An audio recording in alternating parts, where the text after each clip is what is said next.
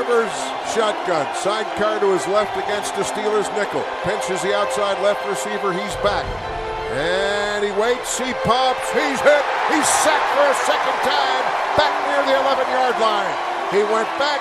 The pocket collapsed. And Aaron Smith got to him. Oh, what a player Aaron Smith was, and we're going to get to him momentarily. He certainly belongs in the Steelers Hall of Honor, no doubt one day he will be there. I want to talk first about Bill McPeak. Bill McPeak played for the Steelers beginning in 1949, and his career ended in 1957.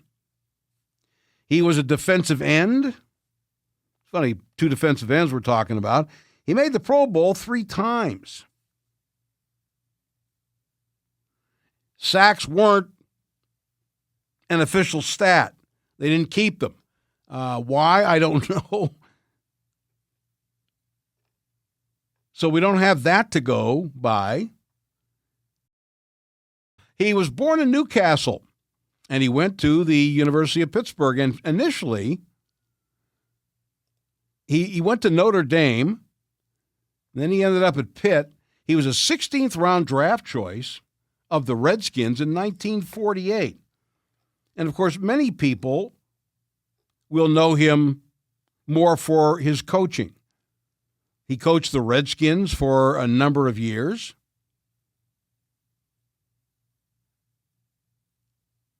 And most people may know him strictly for his coaching career, but he was a very good player. All-Pro one year in 1953.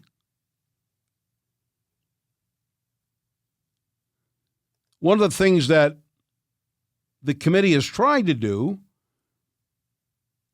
is that there were great players in virtually every era of the Steelers.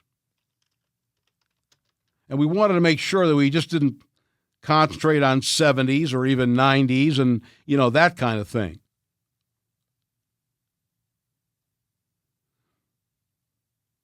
So we wanted to mention guys like Bill McPeak, and we have Buddy Dial, and we, talked about some other, folks who played in that era. And Aaron Smith certainly doesn't need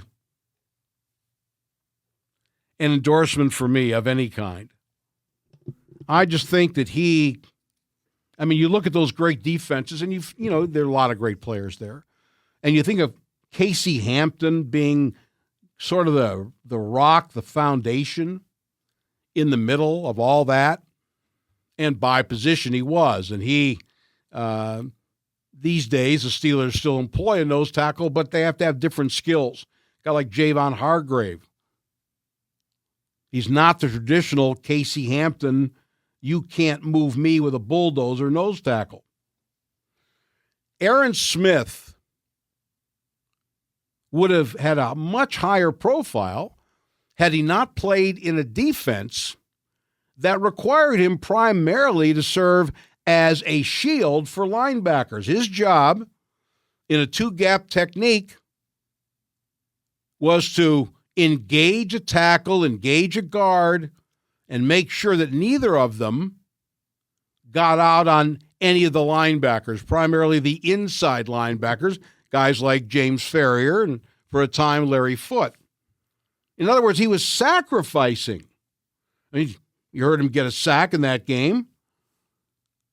But it wasn't until the last couple of years when they've told the 3-4 defensive ends, meaning Hayward and Tuitt, no, we want you to go after the quarterback too. Aaron Smith and Brett Kiesel really were not, within the context of the defense, not supposed to do that. If they beat a guy, then you go to the quarterback. But by and large, their job was to keep offensive linemen off the linebackers. They were sacrificial lambs. No one did it better than Aaron Smith. In other words, if you're talking about a Reggie White, great player, but if you're talking about Reggie White versus, let's say, an Aaron Smith, Reggie White was given the latitude, go get him.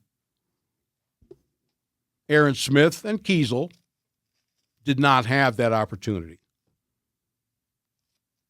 So by all means, we got 2 defensive ends this week. Everybody we bring up is deserving, but especially Aaron Smith, one of the anchors of those Greek defenses in the early 2000s and beyond.